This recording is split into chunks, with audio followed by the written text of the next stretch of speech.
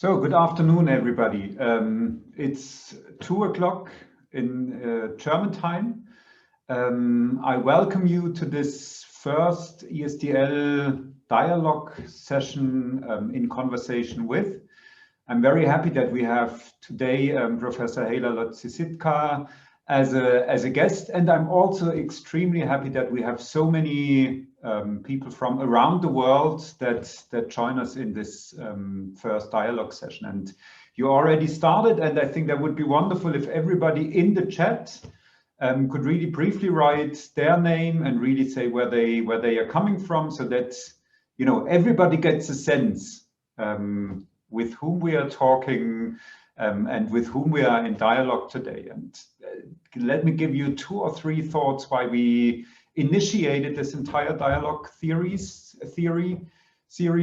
because the major motivation for us was really that, particularly in this challenging time of pandemics, being in dialogue is of utmost importance. And I think all of us get a sense how hard it is to stay in dialogue, but also how helpful, refreshing, energizing it is if we are in dialogue.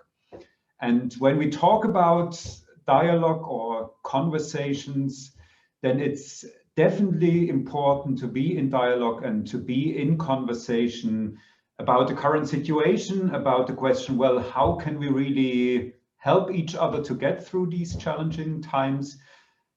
But as important as thinking about and discussing, speaking about, elaborating together about how we get through the situation, we strongly believe that it's also important to think and speak and be in dialogue also about the future. So this is kind of one thing that we want to establish with this dialogue series, to talk about the current situation, but also, and maybe even more importantly, creating a space where we already today think about what comes after this pandemic and how do we get there. And the second aspect is that, and this I think all of us experience at the moment, how hard it is to stay in dialogue with our closest friends, with our direct neighborhoods, to really get a sense how are others feeling directly, that are directly surrounding us and that are usually directly there.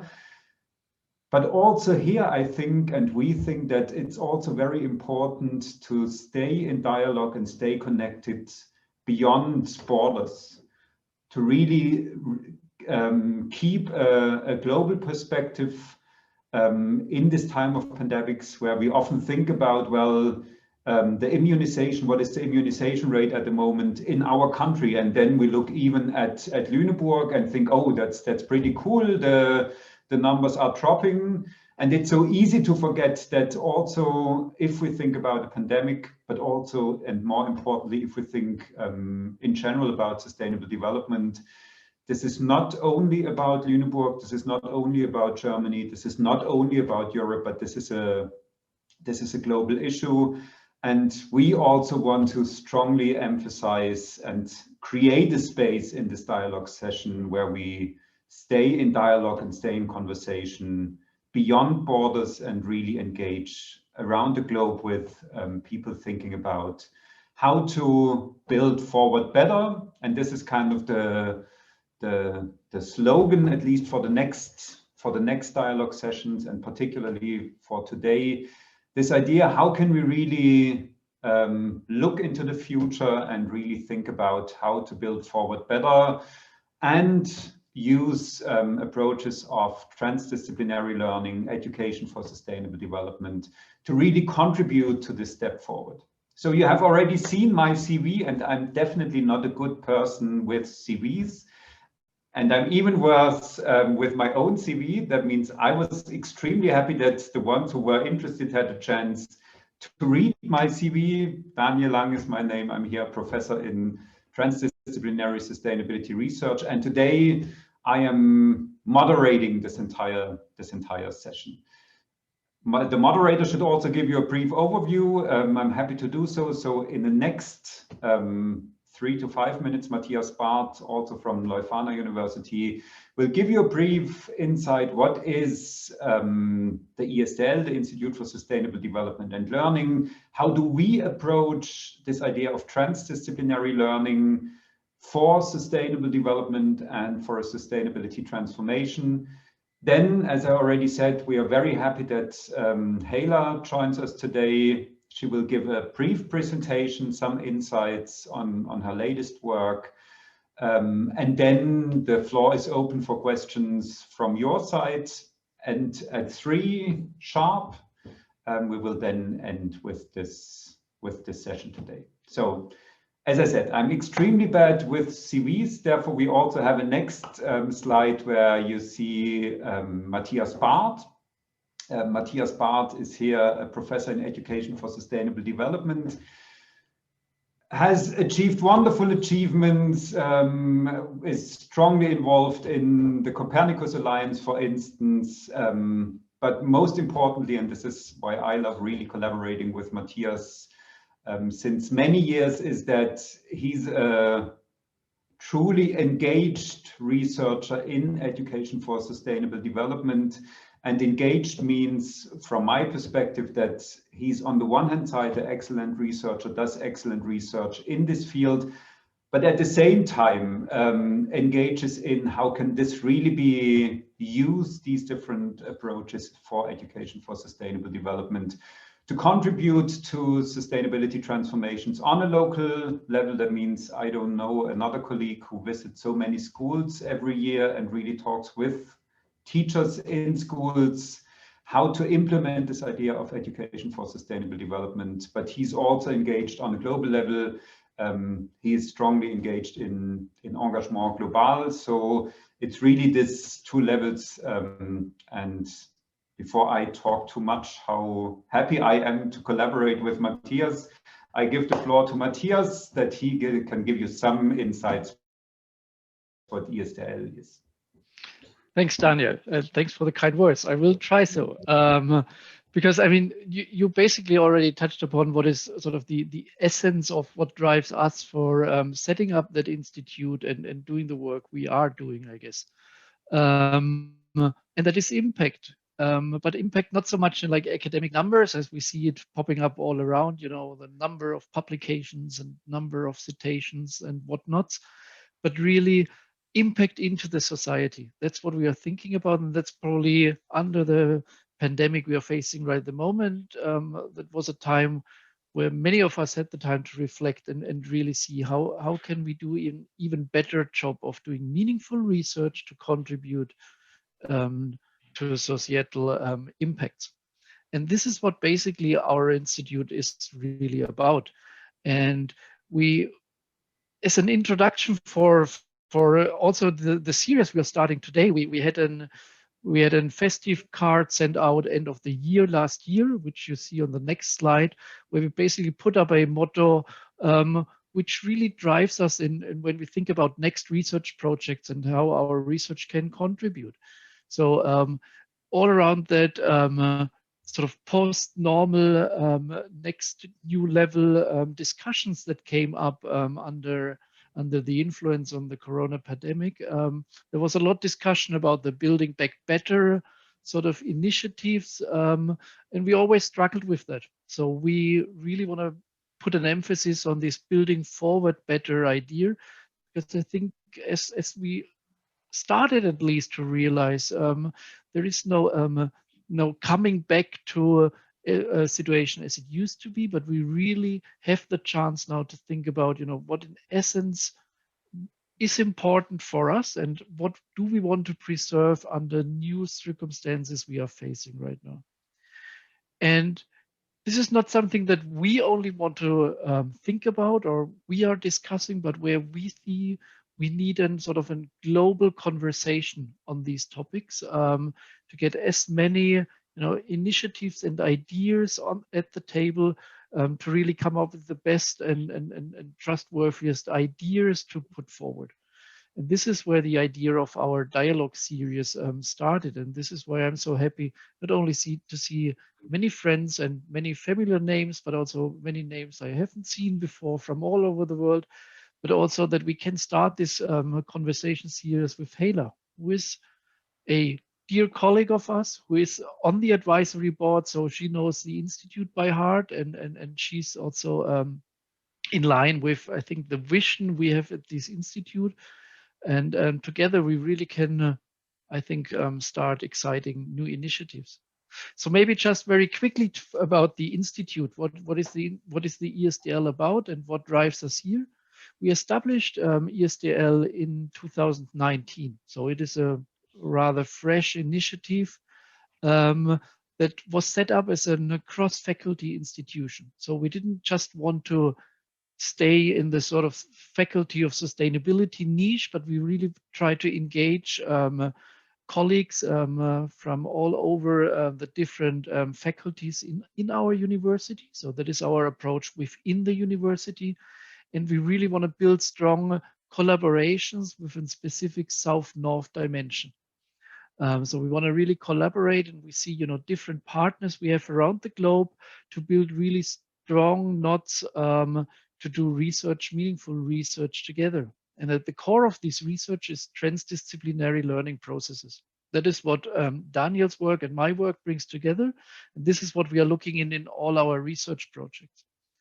And just to give you a bit of a framework of what does that mean for us. So we try to sort of go a bit more systematically about the learning processes. What does transdisciplinary learning mean? And we basically look on 3 different levels in learning processes. So the first and probably most obvious one is the individual learning processes, where we look a lot into formal education, teacher education, work in schools, in higher universities. So we work together with teachers, students, but also policymakers and all stakeholders involved there. But it's not only that individual learning. For us, really group learning, learning of institutions, of organizations also is very important. And with lots of links in between them here as well. As you can imagine, if we look into schools, where we are concerned with what students learn on an individual level, but also how the school itself as an organization is a learning organization. And the third level we are looking into is a learning for societal change. So how do we learn as a society? How do we learn, for example, with such incidents like the corona pandemic? What sort of learning does that trigger for us as a society? How do we move forward from there? And we have different research projects going on all 3 levels, and especially with an interest in the relations and the interdependencies amongst these levels. So this is what drives us as ISDL. This is what we are looking at when we are talking about transdisciplinary learning. And this is what we also want to cover in our conversation series. And if we think about this, who could be a better sort of person to start with, a better colleague to start with as Heila, who is also in her work transgressing exactly in between these different levels, and is touching in her research and in her development projects on these different aspects. But before I hand over to Heila, now just not as quick, please go back 1 slide again. Before I hand over to Heila or let Daniel introduce Heila, I also need to at least quickly talk about the we when we talk about the we, because it's Daniel and me now giving a face to the ISDL, but it's not only us. We have Gerd Michelsen, the UNESCO Chair of Higher Education for Sustainable Development, as a 3rd director, who is with us running the institute. But we couldn't do that sort of work without the researchers we are happy to have been able to bring on board.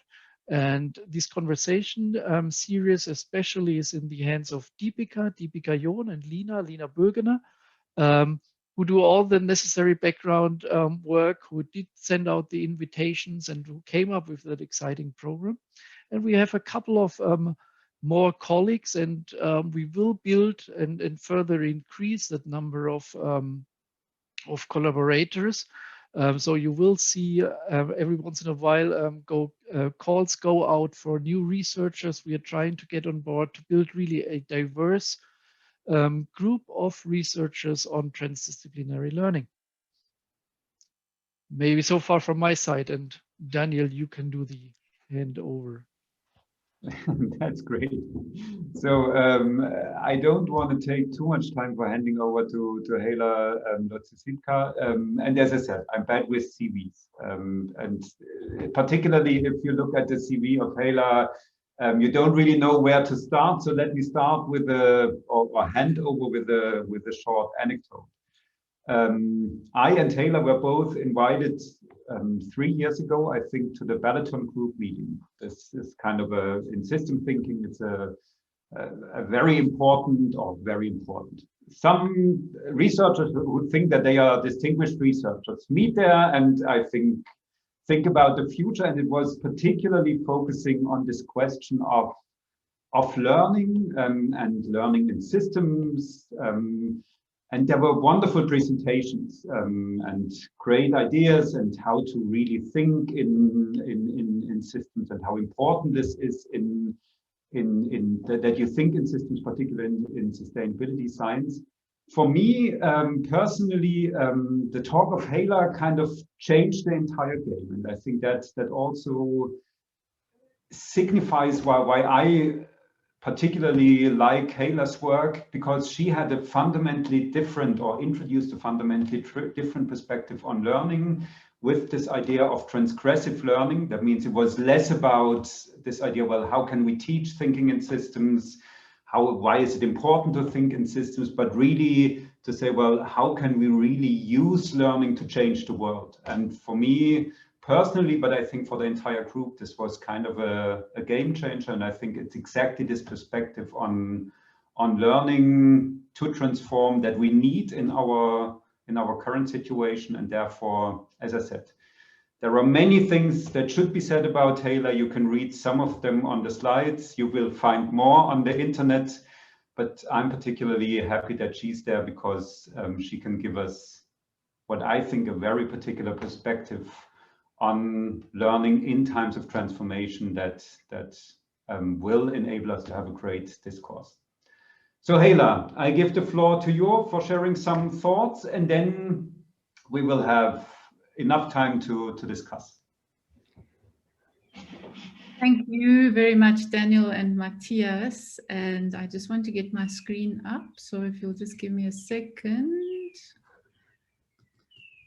And it's just fantastic to see everybody on the platform. I've seen so many familiar, just like Matthias, so many familiar names, and lovely to see everybody there. And I wish we could actually see each other in person, but of course our circumstances are such that we spend most of our time on Zoom these days.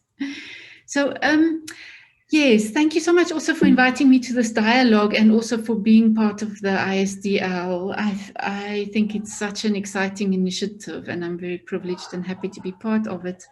And in the company of people, as Daniel was said, who are really trying to, think about the transformations that are necessary in the world around us.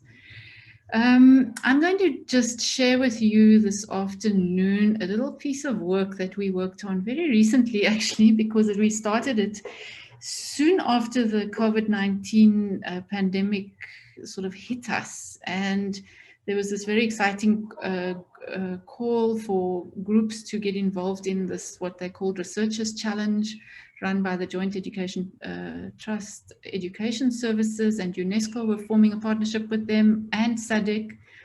And they asked us whether we didn't want to come into this Researchers Challenge. And I really loved the strapline there, open up your thinking, ready, set, think. And it was such an exciting project, because it was a month long. And what we did was we made a call to young researchers, early career researchers, student researchers from across the Sdgs region. And the topic that we were asked to look at was ESD. And I just thought to myself, well, what is going on as we sit here and think about ESD? And so what we were asking this question, which way forward? And what we decided to do was to, in our first meeting, we decided to focus on this particular issue in our society, which was just breaking open at the time. And it was the issue of food and water, and the economic livelihood crisis in the Southern African region. It was just all over the place, all around us. And I'll show you some of the sort of very urgent issues that just sort of popped out of our society so quickly. And of course, they've always been there, but what the COVID-19 pandemic did is it just shot these issues like into focus. And so we were all saying, well, what do we do about this if we're talking about education and sustainability? So we decided to just work together for this month, try to get as much perspective as we could from people across our region, you know, look into literatures that were coming out, mostly, you know, in the more popular press, because, and immediate press, if I could call it that, because the pandemic itself was just moving so quickly. This was taking place between May, June, July, just as we were hitting into the first wave of this incredibly strange crisis. And we were really interested in this question: what can we learn from this intersecting crisis? And it was food, water, education, livelihoods, all at the same time. And we wanted to know, what can we learn for transforming education for sustainable futures in Southern African countries? So that's where we started. And we, you know, did some quite sort of what I would call quite rapid research, but it was very exciting. We had this fantastic group of young people, and we just decided to go for it. We interviewed a large number of people. We sent out questionnaires. We consulted a large number of literature sources, and we did all of this in lockdown, what I call lockdown research practices. We were doing it on Zoom with each other. We were chatting every week. We were in different disciplines, in different countries. We had different internet speeds. It was quite an exciting and quite dynamically interesting process, actually. And what actually was so important was the creativity and the teamwork, and also the commitment to really unfold this particular issue for us and to help us think about this into the future. So we got so many different perspectives from people across the region, and there was some of the most critical ones was this kind of immediate food insecurity. And you can see that in contexts where poverty rates are already quite high, the issue of food just shot to the surface. Water also, because of the poor infrastructure in many contexts. And of course, people were now being asked to wash their hands all the time. And in some places, people didn't actually have access to water supply. And so there was like the stress around food and water. And of course, that came with livelihoods and loss of jobs. And then the educational impact as the schools closed and children couldn't go to school. Parents had to suddenly take on new roles. They had to, the schools themselves started to struggle because parents couldn't pay fees. And of course, we ended up with this massive digital divide, like within a month, just whoops, there it is in your face. You know, everybody always knew it was there, but it just kind of hit our society so quickly and so kind of like hard, actually, very, very hard. And of course, the biggest impact was the deepening inequality and impact on the most marginalized in our society. And one of the quotes from this research just sort of made my heart, you know, have to hold itself together. And somebody just said, you know, it's at times like this that you realize that poverty kills. And it was this sort of kind of, okay, so what do we do now with education and how do we build back better? What is this idea of build back better? Because of course it's a disaster risk reduction discourse, as Daniel was saying. And we also felt, well, we don't really want to build back, actually, because the back that we're building to was problematic in the first place. So can we build in a different way? And this is what we started to look at. And these are just some of the, you know, very quick images of the space and place, but definitely increase in hunger and unemployment very, very quickly. 1 in 5 respondents said, this is a big national survey, said that somebody in their household went hungry in the past week. 47% of households ran out of money to buy food in April. 2 million women lost their jobs during the lockdown, and so on, you know, so there's so much statistics and so on. But one of the most striking images, perhaps, is this little image in the top corner, which is just queues and queues and queues and queues and queues of people waiting for food handouts. And that gives you some indication of the scale of the crisis. But similarly, there was water-related issues. And then we also found one of the big issues that emerged was that 9 million children in this country alone were on school feeding schemes, and those school feeding schemes just shut down, and that of course exacerbated the situation.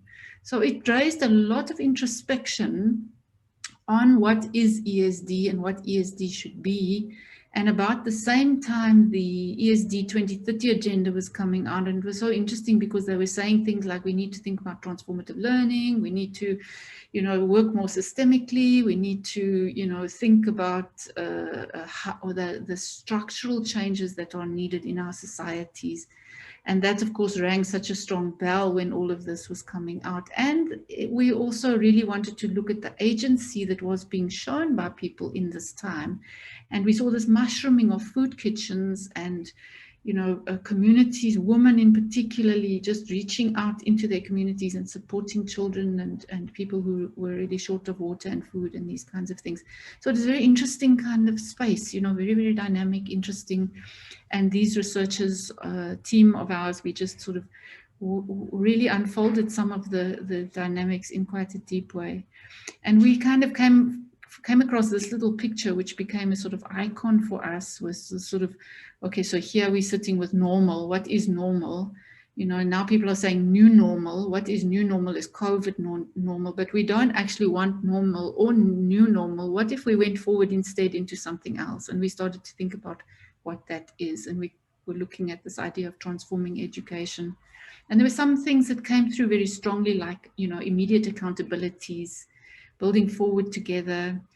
Just recovery also became quite a strong focus, and we started to see how the climate justice movement at the same time was also working on this concept, and we started to coalesce a bit with them. A new climate justice charter was put out in the country. We started to look a little bit at what they were doing. Of course, we looked at the issues of long-term systemic change, because these kind of critical issues that bounce at you are deep-seated. And they need also, you know, both short-term but also longer-term systemic transformations. And then we looked at the implications for transforming education and learning, and looked a lot at this idea of responsibility. How do we become more able to respond fairly quickly, the collective agency for transforming societies, and the regenerative work that we need to do as we look into this way forward. That's the little picture opened up for us to discuss as we work on. We had quite in-depth pieces on all of these different themes that were very interesting. We looked at, you know, what communities were saying, what people were proposing as ways forward. Very strong emphasis on, you know, giving much more attention to sustainable solutions at local levels, so that when the crisis hits, there's a stronger kind of safety net and more joined up systems at a local level. We really need to put more energy into livelihoods, into economic opportunities, into supporting a different kind of economic thinking. I'll talk about that just now. Also, the issue of gender concerns and the safety of young girls came through quite strongly. School community government partnerships also came through as a very important way forward. Intergovernmental collaboration on the structural issues such as water supply. You know, youth, the young people, and their informal learning and their responsibility. And it was so interesting to see the role of youth, young people in this time, because they were able to bridge and cross boundaries and move between groups in quite transgressive ways, both in terms of organizing, but also in terms of action and supporting community work. And then also the role of parents, teachers, and youth all started to shift, as parents had to become teachers, teachers had to become healthcare workers, and the young people had to mediate in between so many of these different roles. So very interesting findings in the detail of the study. And then we started to map, you know, what are the main, if you can call it deep-seated transformative, we call them transformative praxis pathways. And the one is definitely lying in this rethinking and reimagining of economic models that are more inclusive and sustainable, and that don't just produce this massive level of shock that we experience in our society, and exclusion, loss of jobs, and, you know, it's incredibly unsustainable approach to you know, building economic models. So therein lies a huge challenge for education to transform economic teaching, economic models, and the way that we teach, and what economics we actually teach and are willing to learn. I think there's another side to that as well.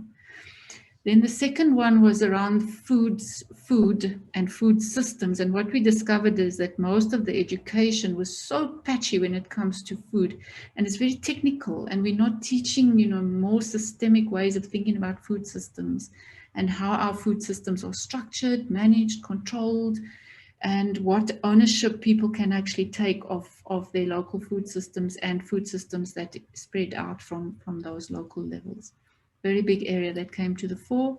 This issue of interagency and multi-sectoral partnerships for sustainable development action and service delivery was also very strong. Get out of the silo is what people were saying. You know, the water affairs departments must work with the education department, must work with the traditional leaders, etc., etc. And so that kind of breaking of the boundaries discourse came through very strongly. So we think that's a very powerful transformative praxis pathway that we should mobilize further as we move forward.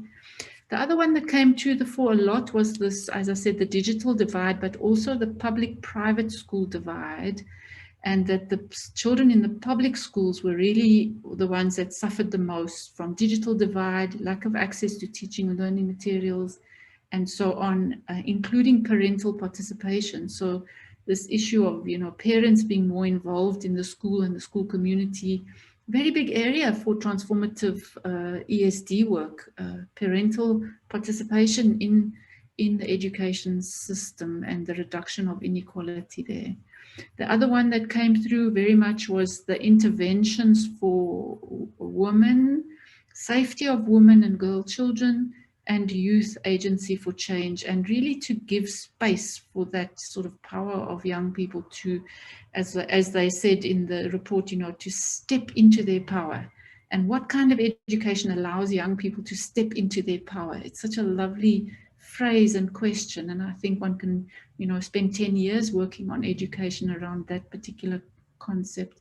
And then of course the other issue was policy, the kind of related policy that has to, you know, help with making all of this stuff work and possible. So we then said, you know, okay, so we want ESD in a transformative direction for sure. We don't just want ESD in normal, no going back to normal. And we started to look at this just recovery work. We looked at some of the work on Africa Rising and the sort of emerging movements in Africa and what's being said there and what can we draw from that. The Build Forward Better one is also a strong narrative coming out now, transformative and then regenerative narrative as well. So we've kind of got them all in one place, but they need a lot of work and a lot of unpacking. And I think the one thing we have to do is start to look at what do they really mean in the longer term? So this kind of, you know, work on longer term sustainability and regenerative cultures, I think is a very interesting concept for education.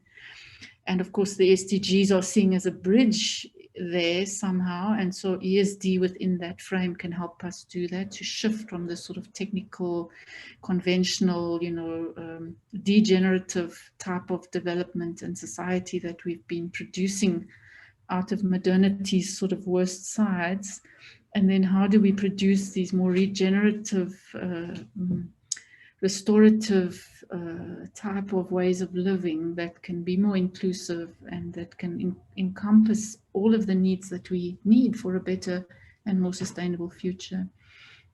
So there's things that we need to do in this space as a research and an education community.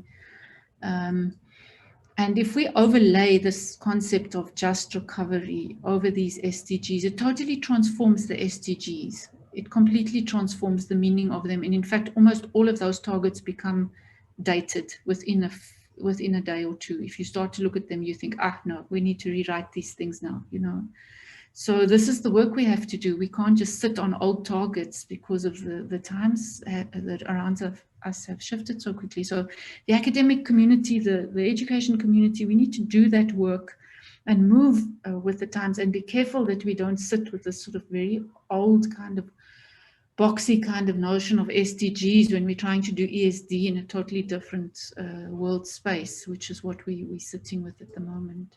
We also have to keep an eye on this discourse because, Daniel, you can see here this Building Forward Better, and I put the little booklet upside down on purpose because you can see that this discourse is being so quickly what you would call appropriated, and it transforms, you see, and so one has to hold the edge of the critical side of these discourses, and there I think also lies a lot of important work to be done, and then to really look for these regenerative processes, practices, concepts, and so on in our societies, and think about what they actually mean as we frame and think about pedagogy, teaching, education policy, engagements with young people. You know, think about that idea of, you know, young people to step into their power. I think it's such a powerful notion that we could work with. So when we come back to ESD and the SDG 4 and Target 4, I think that we have to be very careful that ESD doesn't get interpreted as a technical or a pedagogical process. And if you look at the indicators of this target, they are extremely technical. And I feel like we need to do some really hard work there, because I think we should view this sort of opening in our educational world that has come through these 20, 30, 40 years of ESD and EE activism. And it's produced this space now, which is a global policy space. But if we let it like die in this sort of like technical, turgid kind of space, we will really be missing a very important opportunity. So again, we need to just overlay, you know, the current perspective onto this this particular target, this goal, this focus of our work, and then say, okay, what does it really look like? What does it look like now in our context? What do human rights look like? What does gender equality look like? You know, what does a sustainable lifestyle look like when people are standing in those long queues for food, you know? So this is the kind of thing that I think we need to be able to do and be able to ask and be able to bring into focus. And I really loved the final recommendations that were made by this group of young people. And they'd been trawling the literature, you know, in this month so quickly. And then they just said to us at the end, okay, when you speak to SADC, just ask them and UNESCO, what do they do with the recommendations? All these recommendations that have been made, why are they so hard to implement? We need to investigate that. And I think there we need a deeper analysis of the politics of change and exclusion. And we need to think wider than resilience. And I'm saying that on purpose because resilience is becoming such a sort of like standardized word now in all of the international policy. But we need to think beyond that. So these are the things that have come through in our discussions from this work. The national governments, the points that they were saying, we need to emphasize accountability and social justice approaches. We need more political will and not only policy, and we shouldn't conflate political will with policy and governance. We should, you know, open them up for examination. The institutions that are working on transforming education for sustainable future, that's like us, the universities, schools, we need to really emphasize collaboration and working together, interdisciplinarity, transdisciplinarity, systemic type of approaches. And then for the people who are associated with transforming education and sustainable futures, we need to really work together to build our collective agency and our responsibility. We need to think about the ethics, the psychosocial, as well as the cognitive, and then really invest in our own and other people's transformative, transgressive learning and capabilities for navigating these the times that we're in. They're not easy times, and we need to look for these leverage points and the absences and then say, okay, so here's the starting points for T-learning. This T-learning can occur across the entire system with the SADC governments. If we want to, UNESCO, UNEP, the international organization, let's have a session with them about these recommendations and why they're so hard to implement. Let's see, can't we get T-learning there? You know, these are the kinds of things that our researchers were asking of us, and we were lucky enough to be able to present this research at the SADC level and to UNESCO, and they did hear us, so I hope it will last. And then I just wanted to acknowledge the group that worked with me, and you can see just from all of these different countries. And also we had a fantastic peer review team, and we're now just about ready to release the research into report form, and we'll be sharing it more widely. So thanks very much everybody for that. And I hope it's given us something for the dialogue that we want to engage in now. So I hope I wasn't too long. Let me just see if I can switch this off and get out of this share screen. Yes. Okay. So that was wonderful. Thanks a lot, Heila, and I could listen for hours. So it was definitely not too long. And for all of the participants, please start raising your hand if you have a question, or put your question in the chat, because I know that I would have millions of questions, but this should not be a dialogue between Heila and me, but we would be really happy if many of you would engage in a discourse and you know, it can have a Q&A style, but also feel free if you have new ideas, if you have, you know, comments, if ideas are emerging, please feel also free to jump in and not just ask Heila questions. So it's really meant to be a real conversation. Thank you for that. It is not just at me, please. We can put them in the round. So, but let me start with a short question, but you also almost answered it, Heila. But maybe you can briefly elaborate on the role of the SDGs, because this was one of the questions I noted down before. If the SDGs, you know, after this long time, years until they have been implemented, ratified, now, you know, slowly trickling down, really influencing policies on a national level. My question really was, are the SDGs still a good reference point? Are they enough as a reference point? And if I understood correctly, you said, well, we need to reflect upon them and need to critically reflect on the SDGs. And if I understood correctly, they can only be an intermediate step towards a larger vision. But maybe you can elaborate on what is the role of the SDGs in this idea of building forward better or building towards a sustainable future. Thanks, Daniel, for that. Of course, it's such a big question.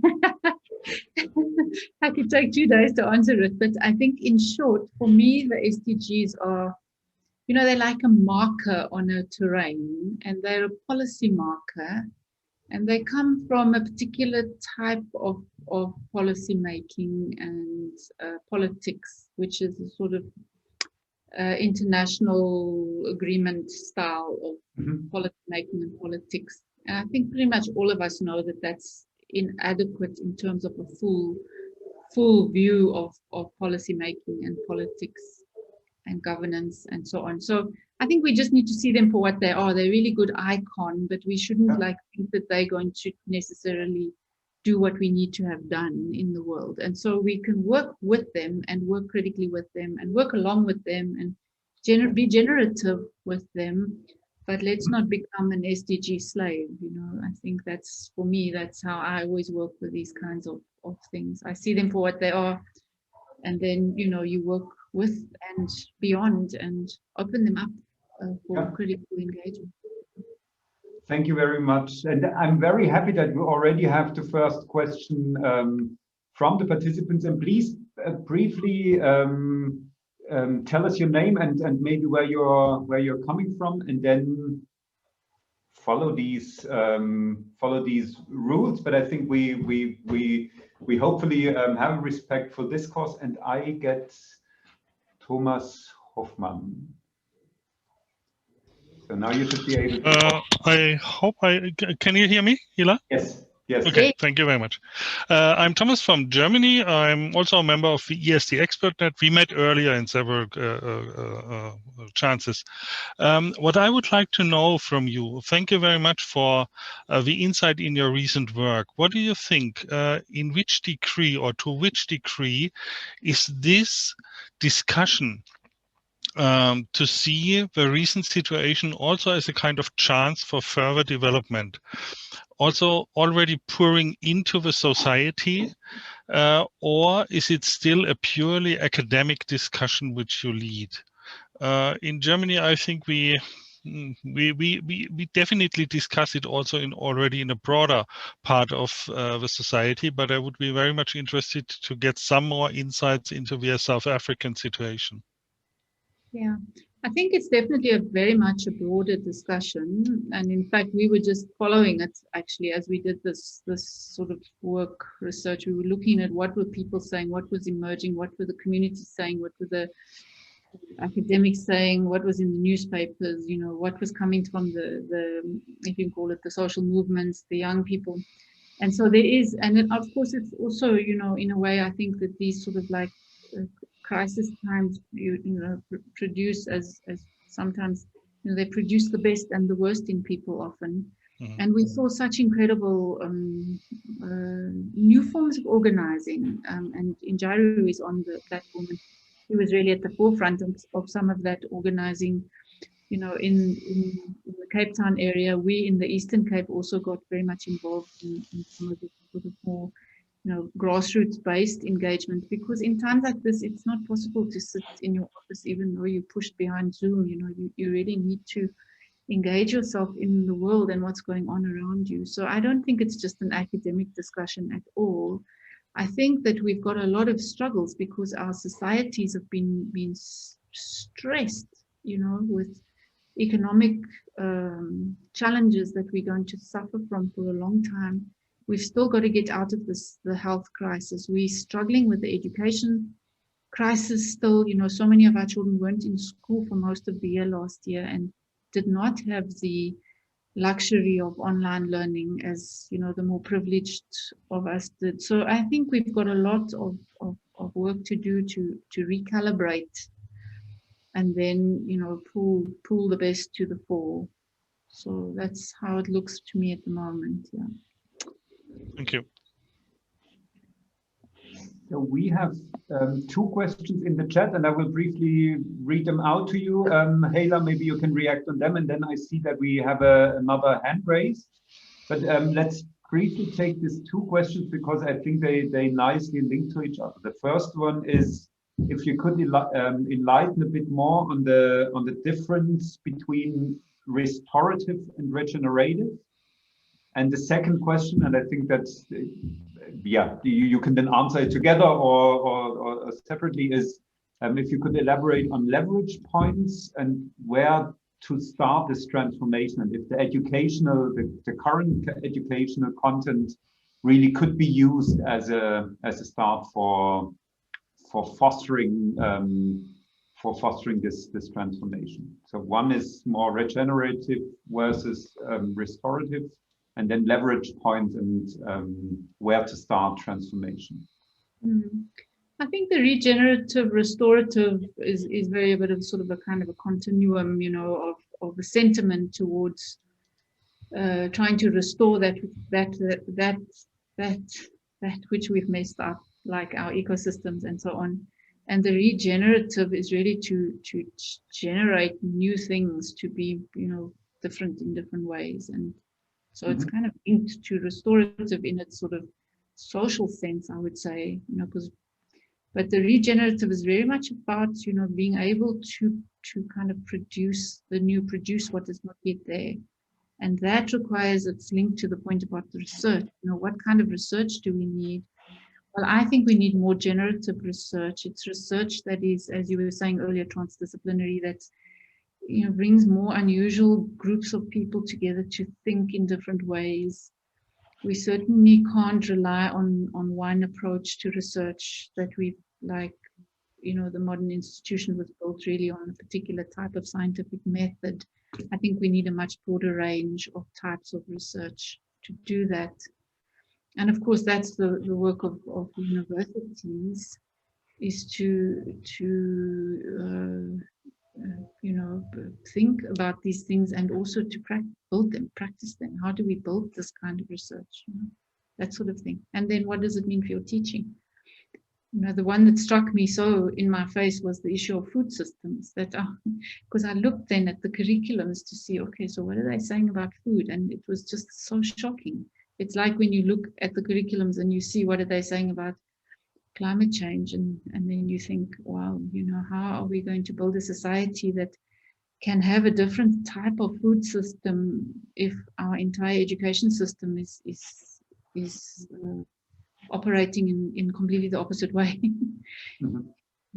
So I think these are the things we have to do. We've got to look, think, and try to involve our students in these generative practices as a form of teaching, transformative, transgressive type of teaching.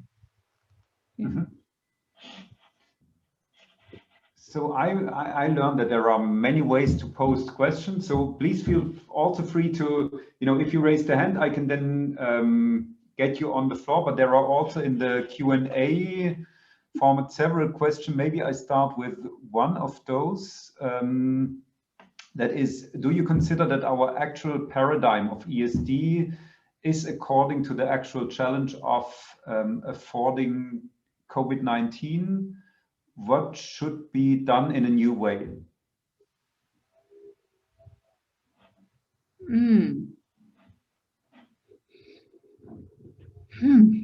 I think there's so much. Probably will take us time to work it out properly. I think that ESD in a way has been aiming to lead transformation in the education system and has done a fair job so far.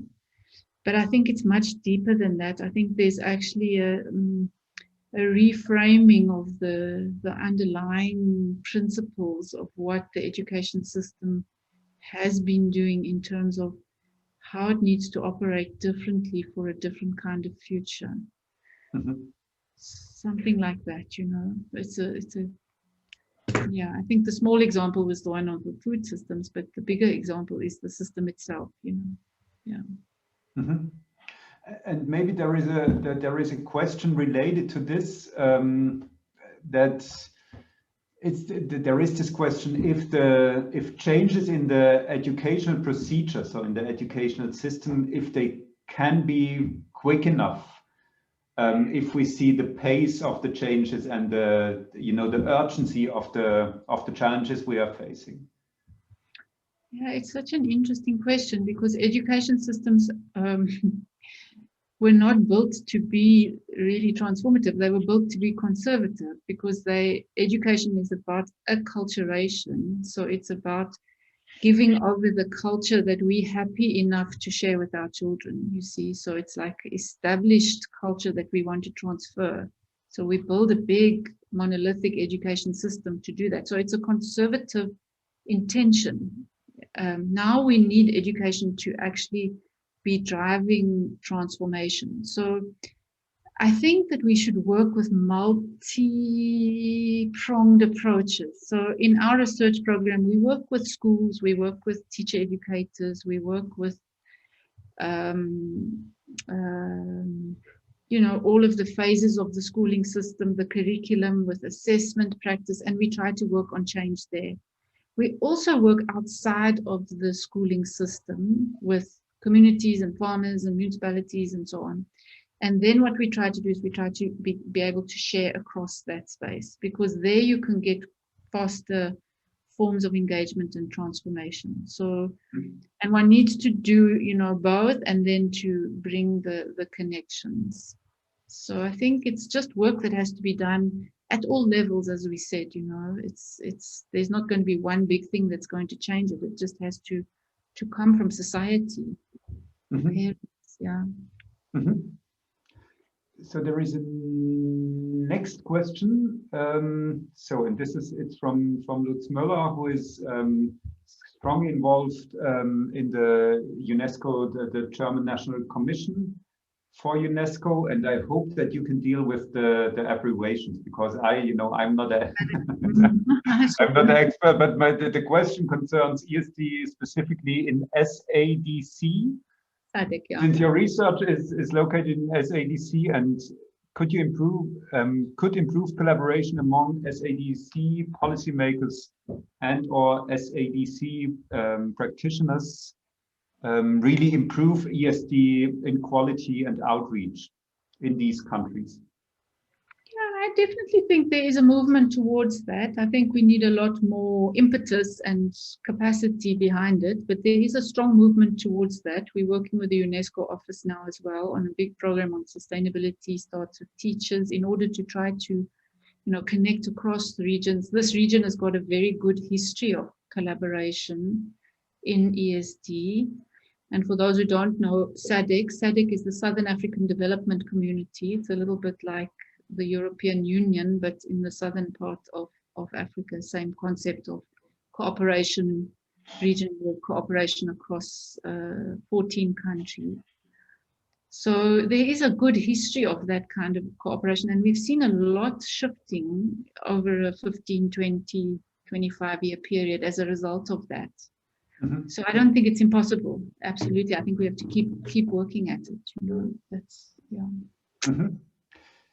So I will be able to take two more questions, and then as I said, we have an hour, and I think in a conversation it's always good to have a start and an end, and it could be endless, but I think we then will take the different questions with us, and also try to answer it, but we will not take too much over 3. But there is a question from Charles Peavy, and it is, what can be done to enable academics from disciplines other than education to include them to include ESD in their research and teaching? And I think this is a challenge I'm facing every day, and I think other colleagues are also facing every day. Therefore, I really look forward to your answer, Heila. Oh, I was just going to ask you and Matthias to answer it, since this is a conversation, and I know you two are very good at this. Maybe Matthias, you can give me a break and answer that.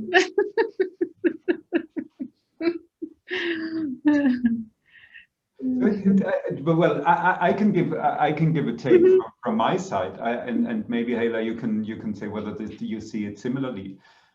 I think it's a fundamental change of perspective, and I think this if we look at the ESD 2030 agenda and read it carefully, I think this is also in the ESD 2030 agenda, because as long as we think ESD, and I think you mentioned it several times in your talk, as long as we think ESD only in formal education, I think it's very hard to include and involve other colleagues in ESD. But I think it would also not leverage the impact we want to see of ESD. I think ESD has a far broader learning perspective.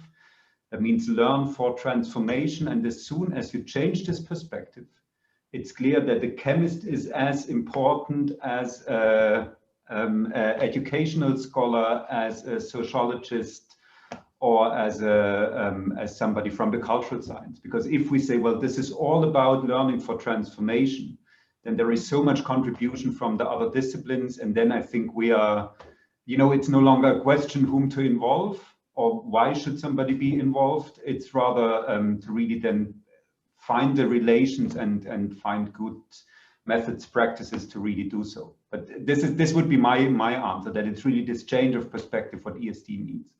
Absolutely. And similarly, at one of the findings in our work there was to build stronger connections between school and school, community and government. Mm-hmm. Because we found that, parents were quite sort of left out of the life of the school. And yet if we'd had stronger parent, community, government partnerships, we would have had a much more robust approach to dealing with the sort of massive fallout that occurred as the pandemic broke. So I think all kinds of relationships and partnerships can help with this, so that it's not just left to people in teachers in schools to teach ESD. It's really a life-wide, lifelong social learning process. Yeah. Mm-hmm. Yeah. Good. And there is one question, there are more questions, and as I said, we will take them, but there is a last one on my list, and I think that's really also a great final question or comment. Is really the question, and you also mentioned it several times, but maybe you can elaborate, or we can elaborate briefly on it, is where do you see the transformation happening primarily? Is it in the formal education or the informal education? And seeing this large digital shift, do you think the formal education structure is taking its last breath? Can I just say that I really hope not, because I hope it's not all going to be reduced to these sort of like Zoom sitters and think that that's education. The one thing I've missed most in this entire time is seeing my students and looking at them in the eye and being able to really work and teach and think together. Zoom can do it, but not. So I really hope that we will not give up on, good education as a human social activity that needs us to be able to see each other.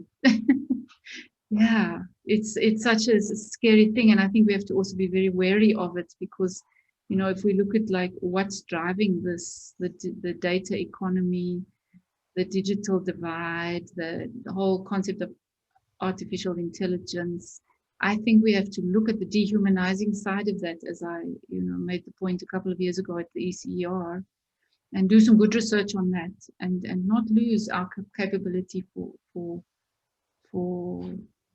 being social beings, you know. So yeah, so I really hope that's not going to be the case. I think the transformation can occur anywhere. Actually, it can occur in a grade 1 classroom. It can occur in a university unit like yours upstairs there at Lufania. It can occur here in our courtyard. You know, it can occur in a government office anywhere. I think transformation can occur anywhere. I don't think there's one place where it can sit. It must begin everywhere. So yeah. There's a question for Deepika. I was asking naughty questions. But I think this was a very you know, it's hard to say it's closing, but it's, as I said, we only have an hour, but for me this was very inspirational, Heila. And I think that, you know, this notion of transformation can happen everywhere, and maybe we can take it even a step further. It needs to happen everywhere. And what you mentioned in your previous question, and this nicely links to our, you know, to this format of in dialogue or in conversation with. I think in connecting these different seeds of transformation and being in dialogue with the different seeds of transformation can really get us a step further. And this is a tiny space, this in conversation with that we as a ISDL want to create, to connect the different transformative powers around the globe to really get this to a larger transformation that we need. And you know, it's always this that we need. I think that I also look very much forward to, because I think the place where we end, and you talked already about a different economic system, a different way of living with each other. I think we shouldn't forget that it's not only about avoiding climate change, kind of avoiding or getting beyond poverty, but also, at least for me, making clear that this place that we are looking towards is also a very great place where at least I would love to live in the future, and where I would also love to see my kids living. So let's keep the spirit. Thank you so much, Heila. And our goal is to have this around once a month, this in conversation with, and I hope that we see all of you again in this virtual space, and slowly but steadily get into a hybrid space where everybody can participate virtually, but also some people can meet each other physically. So thanks a lot. And thanks, Deepika, Lina, and all others for the preparation. That was really a great start. Thank you. Thank you, everybody. It's been lovely to be with you this afternoon, and stay well and take care of yourselves wherever you are. Thanks, Heila. Okay, thank you.